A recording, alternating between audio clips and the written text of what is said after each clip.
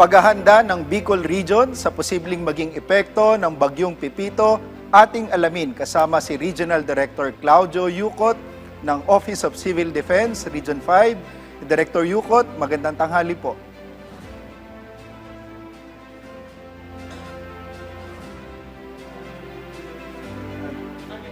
Director, baka po nakamute ang inyo pong ano.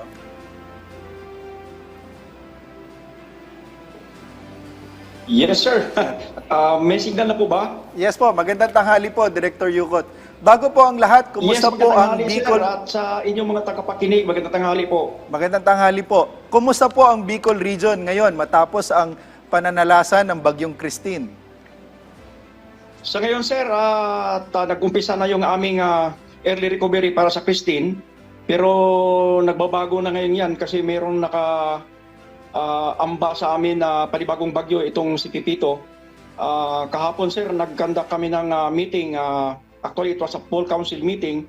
Tinalakay namin yung itong bagyong Pipito nga na darating sa amin. At according to latest forecast ng Pag-asa, ay ito'y maglalandfall po dito sa Catanduanes. At pagkatapos ay babaybayin niya yung coastal areas ng Camarines Sur at Camarines Norte bago lalabas papuntang Calabarzon. At dahil po dyan, sir, ay naghahanda kami dito dahil ang lawak po nitong bagyo nito is 500 kilometers according to Pag-asa. So kami po ay naghahanda. Yung pong DSWD, sir, ay nakapag-release na kahapon ng memo para sa preemptive evacuation sa lahat ng areas na affected. Practically, sir, buong Bicol po ay maapektuhan nitong bagyong Pipito na to dahil malawak siya.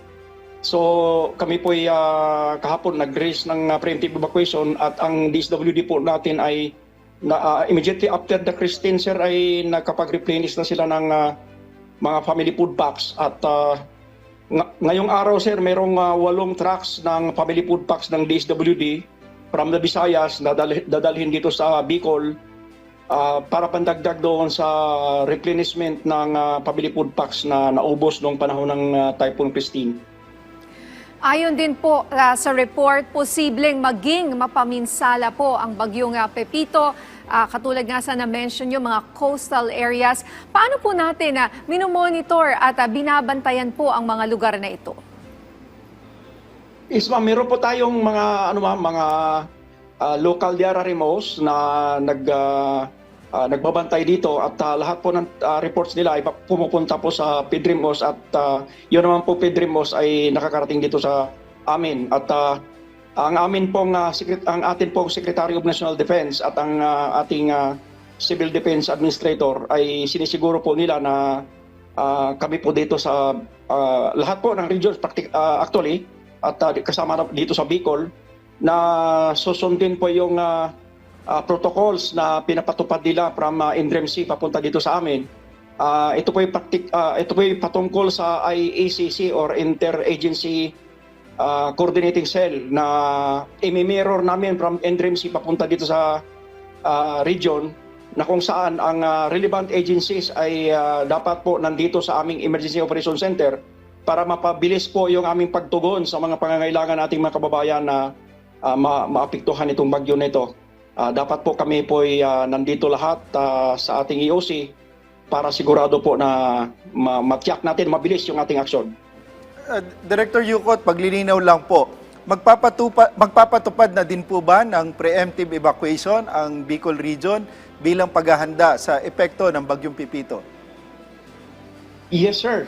Yun nga po, sir, yung nirelease kahapon na memorandum ng DILG para po as early as 6 kaninang umaga ay nagpapatupad na po, sir, sa buong areas na apektado ng or magiging apektado nitong bagyo.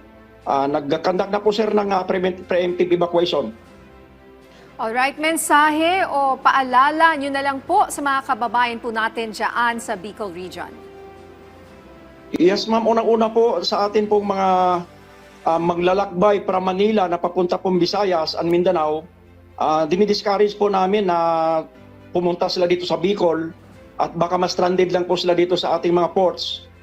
At ilang araw pa bago sila makatawid. At yun naman pong ating mga kababayan dito sa Bikulan, amin pong pinapakiusap, ang Dream si Bicol po ay nakiusap na pag sinabi po ng ating mga LGUs na mag-evacuate na po tayo, huwag na po tayong magpatubili, meron pong pagkain na ibibigay ang ating SDSWD. Sa atin pong karanasan ay wala pang nagugutom sa ating mga evacuation centers.